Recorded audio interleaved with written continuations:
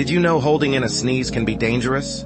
When you stifle a sneeze, pressure builds up to 100 mPa. This pressure can rupture eardrums and burst blood vessels.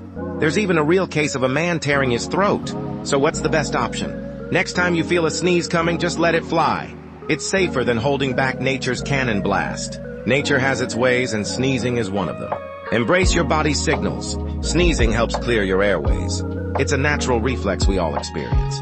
So don't hold back, sneeze freely.